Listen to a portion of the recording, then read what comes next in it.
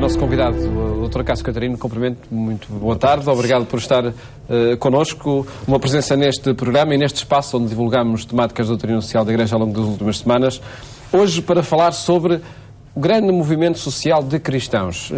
Que temática é esta? Que relevância tem ela no conjunto da doutrina social da Igreja? Tem muita relevância, mas talvez por isso mesmo esquecemos que a tem. A ideia do grande movimento... Desculpe, só não estamos a falar de um partido político. Nem pouco mais ou menos. Exatamente o contrário disso. É que, enfim, a própria denominação desta temática podia levar a esse sentido, mas não se trata de facto dessa pretensão. Ainda bem que chama a atenção para isso. De facto, o que está aqui em causa é, de facto, os cristãos constituírem-se em movimento plural, para o qual cada um dá o seu contributo, procurando todos em conjunto intervir na sociedade a favor da justiça, da humanização e, particularmente, da solução dos problemas sociais. Tratar-se-ia basicamente disto. Cada elemento cristão, cada movimento, cada instituição está com a sua identidade própria, com as suas opções políticas e tudo mais. Portanto, é um movimento claramente plural. É de notar que a ideia deste movimento surgiu a partir exatamente de João Paulo II, precisamente no primeiro centenário da encíclica Rerum Novarum de 1991, portanto, nos 100º anos. E no número 3, ele fala exatamente na existência de um grande movimento a favor da dignidade humana. Portanto, nunca partidário, mas, pelo contrário, altamente plural. Esse seria o objetivo, um movimento empenhado na defesa da pessoa humana e da sua dignidade. Tal e qual. E até que ponto é que seria possível que servissem nesse grande movimento opções e ideologias diferentes, políticas, económicas, etc.? Isso aconteceria, naturalmente, através do diálogo que falámos na semana passada, e através, efetivamente, dos compromissos reais na procura de soluções para os diferentes problemas, dando cada qual o contributo que estivesse ao seu alcance, tanto em iniciativas dentro da Igreja como em iniciativas fora da Igreja. Seria altamente recomendável que, numa fase mais avançada, este movimento apresentasse propostas concretas aos poderes políticos e, na medida em que é plural, poderia, de facto, formular propostas que tivessem em conta as várias opções partidárias. No caso da dignidade da pessoa humana, nesse amplo setor, vemos, por vezes, assumirem-se posições muito divergentes, até, por exemplo, sobre o valor da vida humana e a defesa da vida humana no seu início e no seu termo. O diálogo levaria aqui a atitudes conciliatórias? Eu penso que pode levar, embora não possa garantir, mas para todos os efeitos, entre os próprios cristãos há divergências profundas nessa matéria, como na perspectiva económica, na social, etc., etc. Agora, mediante um diálogo aprofundado, talvez se conseguisse chegar a algum entendimento. Evito a palavra consenso, mas um certo entendimento, sim.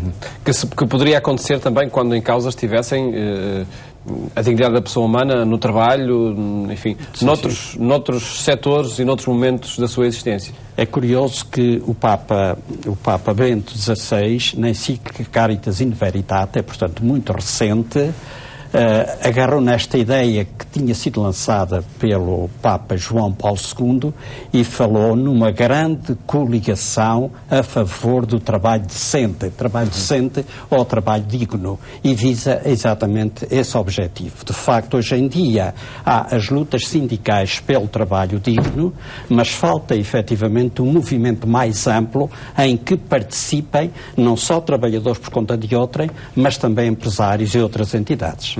E acredita, doutora Cássio Catarino, que mais do que diferentes partidos ou diferentes organizações da sociedade a promover esses amplos consensos, pode ser, por exemplo, a inspiração da doutrina social da Igreja a incentivá-lo?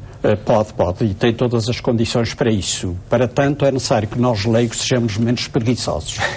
Portanto, é indispensável que, na verdade, os leigos tomem consciência da sua responsabilidade sociopolítica, que procurem, efetivamente, organizar-se. Este movimento não precisa de nascer de cima para baixo, pode ser qualquer coisa que brota das várias iniciativas que hoje já existem na Ação Católica, na ASEIGE, na Cáritas, na Sociedade de São Vicente de Paulo, nas paróquias, nas dioceses, em inúmeras instâncias. Portanto, seria aproveitar uma dinâmica que já existe, fazendo-a convergir para qualquer coisa de comum.